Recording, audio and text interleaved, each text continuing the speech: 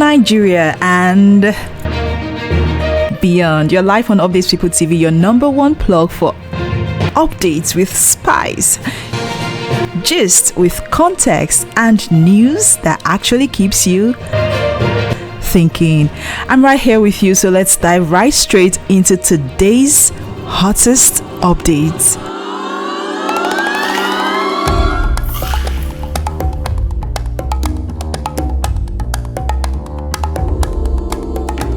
First up, Aba.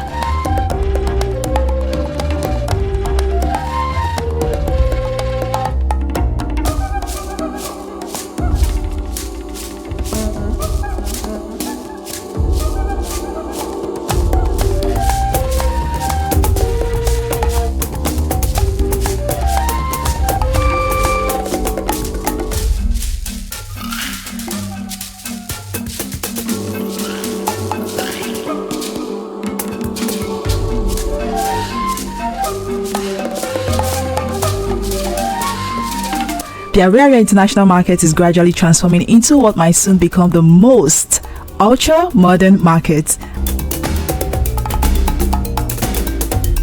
And of course, in West Africa.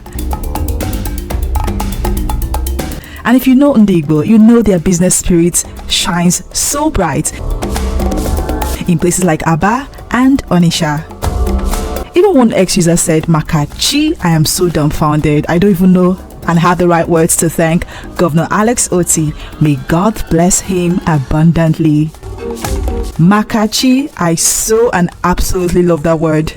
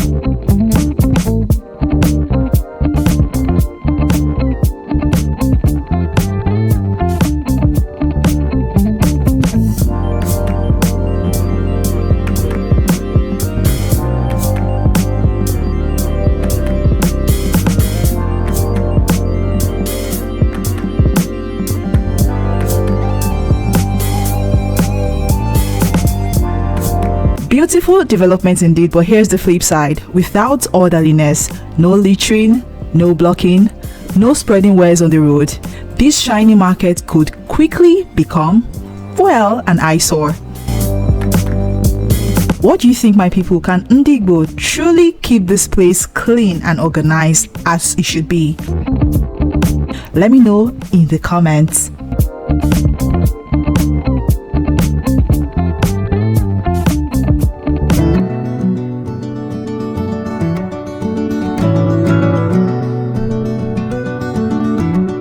Speaking of Igbo investments, the gist no be someone today.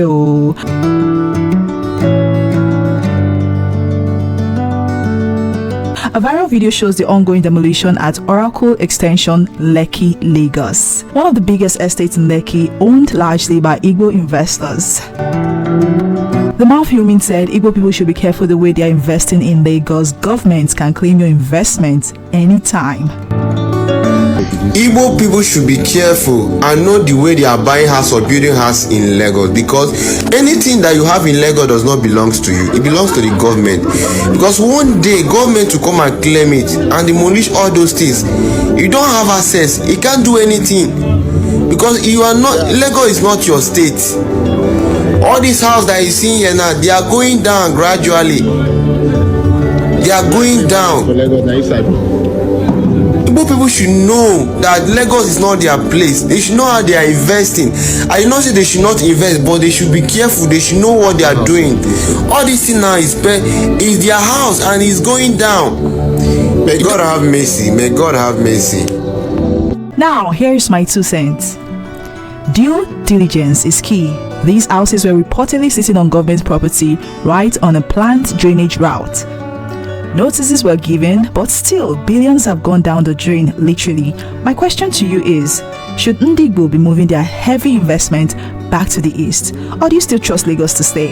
After all, you can see what's happening in Abia State. Governor Hope Uzodinma and his team moved from one project site to another, inspecting the finishing touches ahead of the president's arrival on Tuesday, 30th September 2025.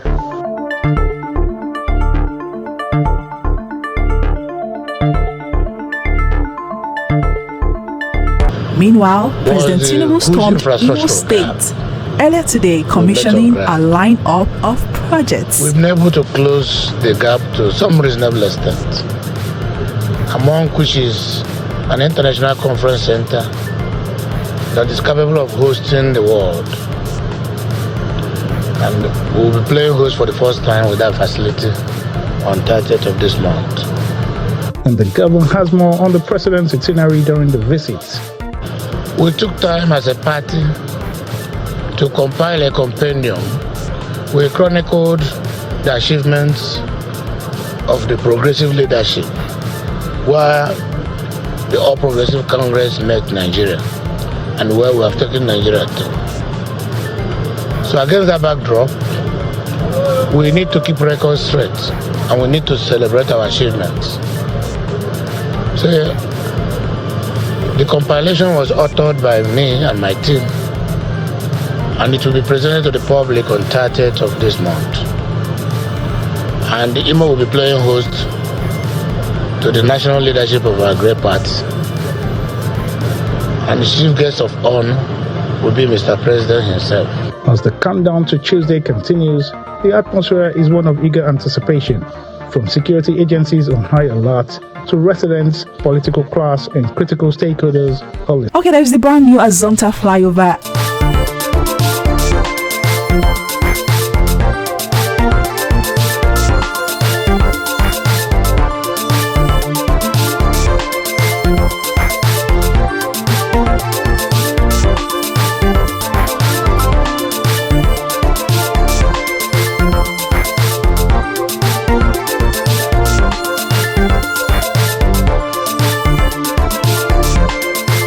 The Emmanuel Iwanyanwu International Conference Center.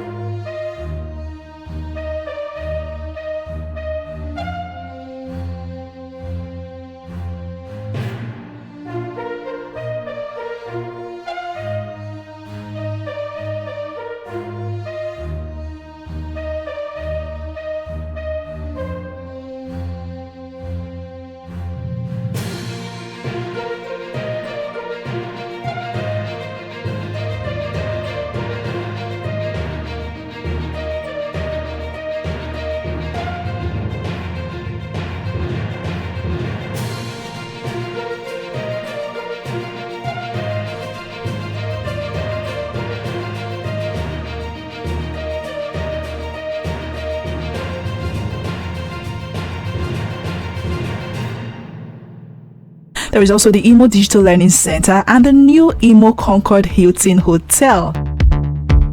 This is very impressive, right? But here's the wahala. Students in Imo State had their exams during the week and only to have it postponed just because the president visited. Exams shifted to Saturday. Imagine preparing for months only to be told, Oga is coming. Shift time, I beg. That's really painful. Do you agree or disagree with that move? Talking about pain, on a very somber note, it was a black, or rather still a black Tuesday for Arise News TV. The vibrant anchor Somtochukwu Christel Maduagwu passed away in heartbreaking circumstances. Reports say she jumped from her home in fear when armed robbers invaded. She survived the fall but tragically rejected at a hospital in Abuja. To her, I reached out to our correspondent in Abuja, who detailed the circumstances surrounding her death. She jumped down from her home when she heard about 14 armed robbers came to her home. And she did not die on the spot, Dr. Bati. She went to the hospital and she was rejected. And I'll I'll tell you the name of that hospital. If you can continue with your thoughts, I'll bring out the name of that hospital. Because this really is a tragic, tragic incident. Somi's life could have been saved, but the hospital rejected her. Dr. Bati, go ahead. Let me get the hospital. Okay. This is hard. Now this raises serious questions. If a hospital cannot save, can they not at least stabilize before referring? What's the essence of a hospital that rejects patients in emergencies? My people, this one pay me shao. May her soul rest in peace. Hello to our viewers in the US and around the world. I am Somi Maduagwu, coming to you from Nigeria's capital, Abuja. Delectable, intelligent and bold are adjectives which hardly qualifies Somtochukwu Crystal Maduagwu's persona. The 29-year-old barrister first graced Arise News screen as a guest when she participated and won the Miss Tourism Nigeria pageant. Somi went on to represent Nigeria at the Miss Tourism World pageant in Guangzhou, China in 2023. In September 2024, she joined the Arise News team, where she has made her voice count as a news anchor, news producer and a reporter. Trump announced. Finally, moving on to Anambra State, where Governor Charles Soludo made a revelation that shocked many, including myself. He said, "These are my reasons why I want Nnamdi Kanu released." I want to remind us in Igbo that something befell us over the last few years. In trying to complain or agitate, paradoxically, we turned the gun on ourselves. I've done this consistently before I became governor. In 2017, when Nnamdi Kanu was first in prison, I led the delegation of prominent Igbos to go to Kuje prison to ask for his release. We came out, we addressed an international press conference. Later, he has been arrested again. We had billboards. Even before this president was sworn in, I wrote a letter to the former president and copied to the then president-elect, the current president, asking for the release of Nnamdi Kanu. So today I also join the Ohanese and Igbo worldwide in making the same call. I want him to be released so that he can join the rest of us, the stakeholders, because we need to sit around the table and have an important debate about the future of the Igbos. Is it the agitation to separate from the rest of Nigeria? I'm not sure. Or is it the agitation to build a prosperous homeland that will become a destination of choice? That is a debate that the Igbos have not had. I said that when I reviewed the book on Biafra by Trudy Ofodile in 2016 or 2017. I said so, that the Igbos need to sit down and debate and discuss their future in a very important way. It can't be won by emotions. It's not by heart. We have to win it with our heads. Something dangerous befell us. Our bushes and forests were taken over by criminals pretending to be agitators or liberators. I have said this everywhere and I have no apologies, repeating it a million times. Because a problem that you have not diagnosed, you cannot solve it. Our people went into the bush, all pretending that they were agitating for the liberation of Igboland, but indeed, while indeed they are criminals, kidnappers, kidnapping our people, and turning an Igbo to become a desolate homeland. The so-called sit at home, who are we hurting? We are killing ourselves. Igbos are killing themselves. And so, Ohanese and Igbo, while we commemorate today, may it become a point of contact for us to become the search for a new Igbo land. But then people are asking, why now? Why didn't he push for Kanu's release in his first or second year in office? One commenter called it the desperate man card. Do you think this is Soludo being genuine or just playing politics? Alright, that's how we wrap it up today. You've been with us here on Update People TV, where news meets gist. And of course, gist meets you. Stay tuned and always stay updated.